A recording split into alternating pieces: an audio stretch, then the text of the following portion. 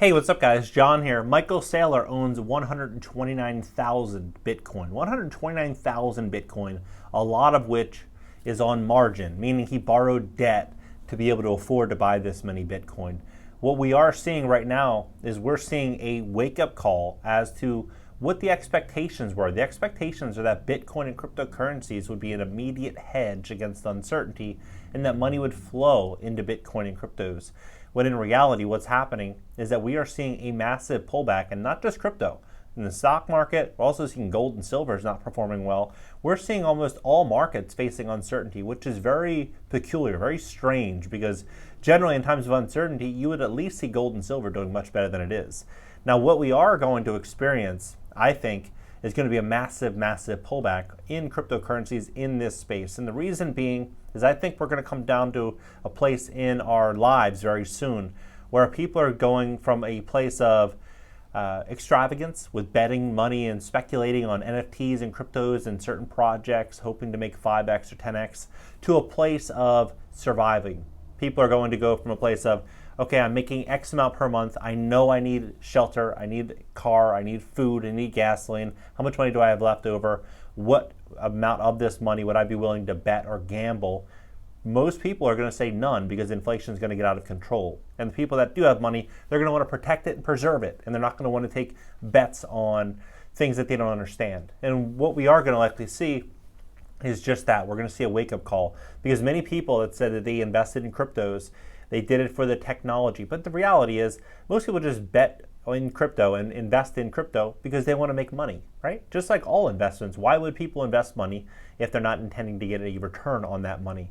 But if there are going to be a lot of people that are going to pull back from the crypto space, odds are there's not going to be enough liquidity in the markets for people to receive that return. And so what I think is ultimately going to happen is I think we're going to start to see a lot of fear in crypto. But what's happening with Michael Saylor? What he says here, he calls crypto freedom. He says exactly that the CEO has gone as far as to call Bitcoin freedom the most universally desirable property in space and time. Now, many people believe this. Many people believe that crypto is a great way to take freedom back and take control over one's wealth, right? And so people are investing heavily into crypto because of what's happening. They don't have a lot of trust in the current system. And so they're investing in cryptos, or they were, right? But what I found very unique, what I found very interesting, that completely changed my promise with crypto was this one situation with Colonial Pipeline, this hack. I don't know if you remember this. This was in June of 2021.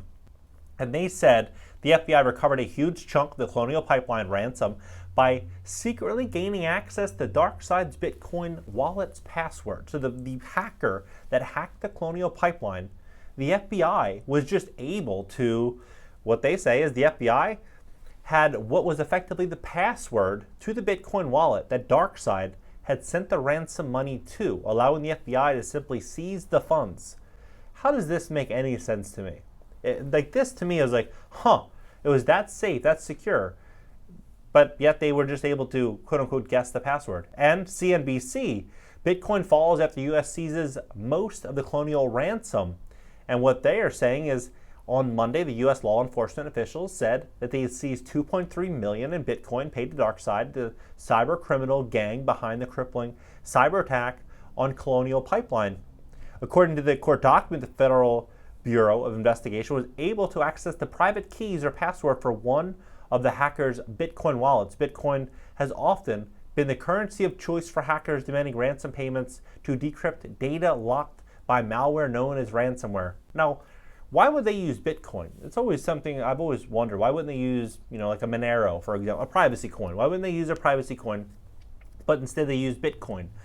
I personally think there's so much happening in the crypto space that people don't know about, and I think that people are not as safe as they would like to think. Now, Michael Saylor's holdings, 129,218. This is what his position is and what could happen, this margin call from hell.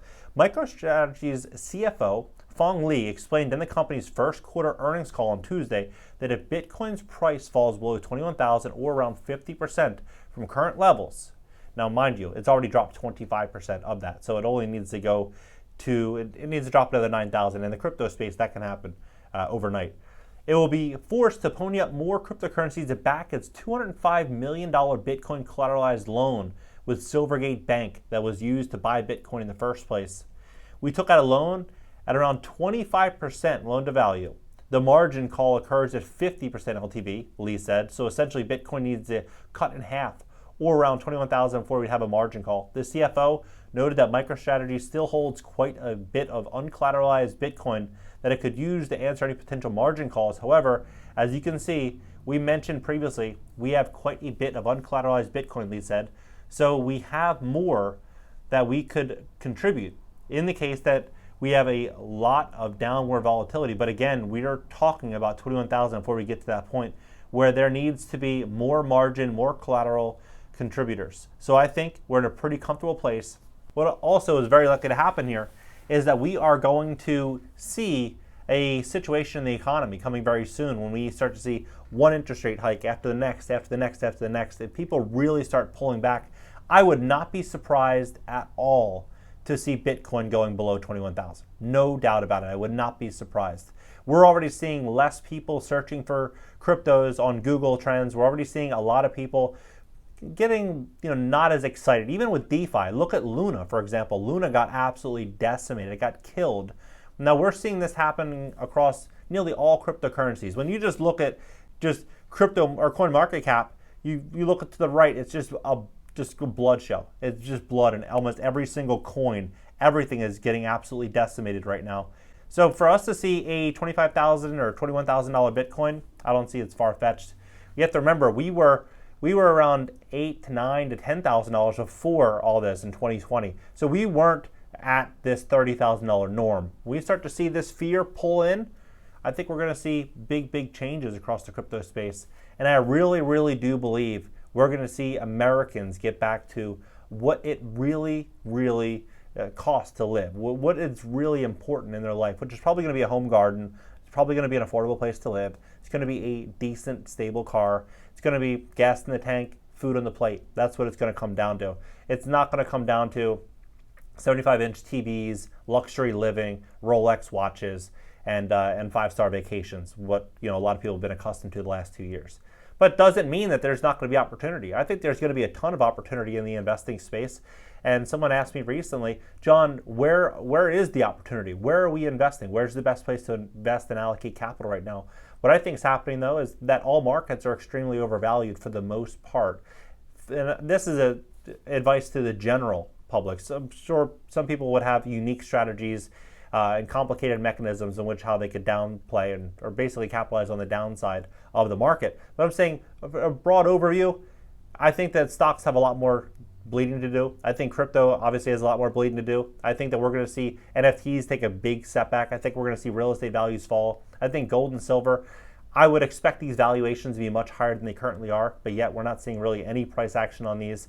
We're not seeing much movement across the board. And I think with these upcoming rate hikes coming, and I think with all the changes coming to the economy, we're going to start to see a reset of valuations. And at that time, I think it's a good time to have great credit and a lot of cash and great knowledge. Because when we have these opportunities, that's when fortunes are made. Look at most billionaires. Look at the most successful people. What do they have in common?